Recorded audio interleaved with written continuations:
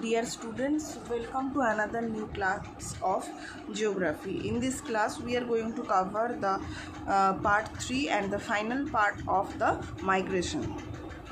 In this chapter, we will cover following topics. The topics are causes of brain-drain process, difference between push and pull factors, negative and positive impact of brain drain, and lastly about the conclusion. In our previous class, we have discussed about the brain drain theory. In this chapter, we will cover what are the reasons or causes behind brain drain process. We know basically brain drain means the transfer of human capital resource from one country to another, right? So the factors must be for source country, the factors must be some negative factors. So this brain drain process is already also known as human capital flight from the home country, another various push factor and pull factors. And this condition induce the movement from the home country to another country.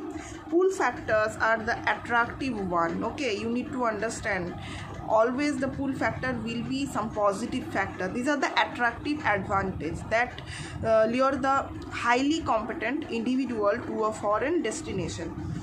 See, these are the pull factors, and for these pull factors, these factors will be always attractive, and for these factors, people will always have one tendency to move to this particular country.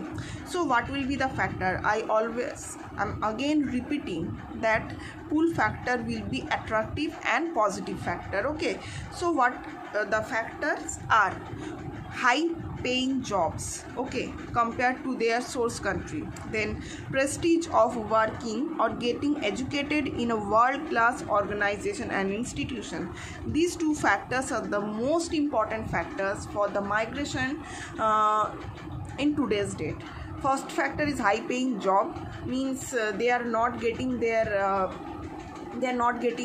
salary according to their skill and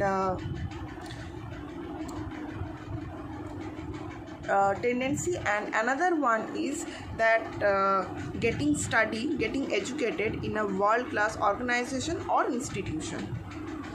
Next important factor is stable government policies. Government policies means some government are having very strict and rigid policies. Okay, whenever people are getting chances to move to some other country, they will do that. Then intellectual freedom means you can write freely anything about the society. Okay, you are having that much freedom in that particular country.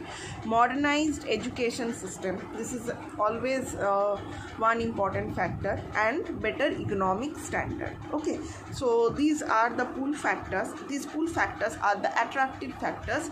By these factors, people are having tendency to move to some another country. Another one is push factor. Okay, push factor will be the negative factors. Due to these reasons, people have to move, okay, or shift to some other countries. What will be the factors? First factor is stiff competition in gaining employment, means lack of employment. Then poor research facilities. Many foreign universities are having very good chances in research work, so people are having tendency to move to that university. And poor economic development, poor working condition, like long hours of work and less benefit and less wages. Okay, means work pressure is very high but the salary is quite low, so people are having tendency to move out from that country. Then limited career option leave people with less choices in life. And poor intellectual stimulation, especially when intellectual needs are not being met in the absence of adequate infrastructure and facilities. See, the people who are having very high skills, they are not getting that particular stimulation, means encouragement they are not getting as far as they are according to their need. So due to the absence of adequate infrastructure, so they will move to some other country. Next, our next topic is causes of a brain drain in India. Okay, we can see over here, one table is here: economic, causes are there, social causes are there, and political causes are there. So economic causes will be lack of employment in the home country. Okay, we are talking about India. Okay, lack of employment in the home country, higher income jobs with better benefits abroad. Social will be marriage. For marriage and education, many people have to shift. Okay, that will be social reason. And political will be obviously lack of security. Okay, I can give you one example. Like many places of India are nowadays having conflict between Hindu and Muslims, right? And so they will have tendency to move to some stable places, political stable places, we can say. So here is a table. Here one table is given.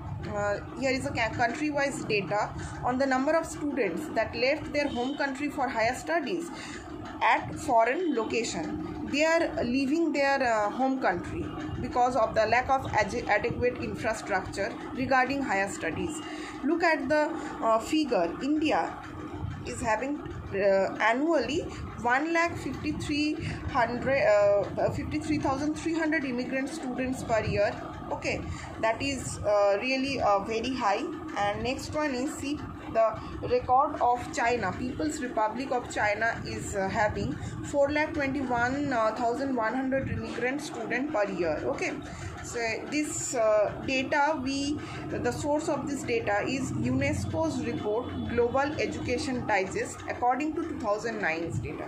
The data is quite old. Okay, so next, predominance of the pull factors can be understood from the following that show comparison between first resident permits issued to Indians vice the total number of the first resident permits issued in 2010 in European Unions. See, highly skilled worker 2010 12,852, percentage is 31.5 and total is 40,786. Okay, this is the data. Next up, we will study about the positive and negative impact of brain drain. You can also mark this point. These are points and you can learn it. Okay, so we can see over here 3 different points are there. Negative impact of brain drain. Basically, the direct impact of brain drain will be huge economic loss for the country, as many people are migrating and many people are leaving their home country. So there will be lack of skilled labor force. Then secondly, the loss of skilled worker and professional that cater a critical health and educational services is the outcome of brain drain. Many skilled worker and professionals are leaving their home country. So home country will face education related problem, health related problem, etc. Critical health and education related problem. Then potential future entrepreneurs reduce in number due to lack of opportunities in their home country, as they are not having proper adequate infrastructure. So they are leaving their country. So home country will face the lack of future entrepreneurs, right? So these are the problems of brain drain for a source country. And what are the positive impact of brain drain? See, nations benefit from brain drain too. What are the impact we will study? The skills and expertise that the migrant learn in foreign country may be utilized for the benefit of the home country. Means whatever culture or skill they have learned, they can use in their home country if they returned. Okay, and another one is, sometimes the migrant may send back the earning to their own country for various reasons, which in turn may contribute to the economic growth of that country. Like just take one example, one person has moved out, okay, and their family is still staying in the home country, then they will send their earning, right, and that will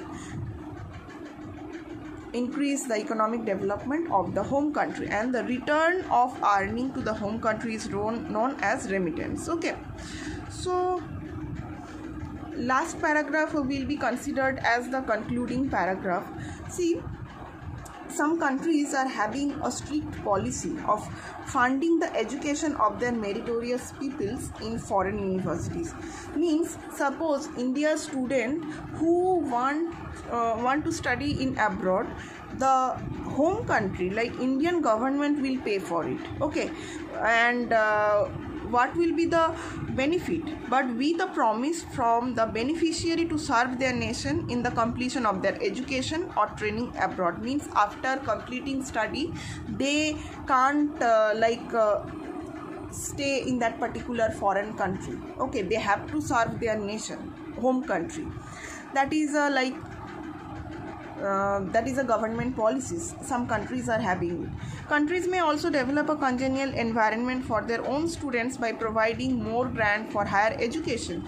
Means in their home country they also can found their congenial environment for their own students and more grants, so that young talent is not compelled to leave their country and a reverse brain drain happens. Okay, up to here is today's lesson, and with this we are completing this chapter. We will meet in our next class, and on that class we will discuss about the question answer of exercise.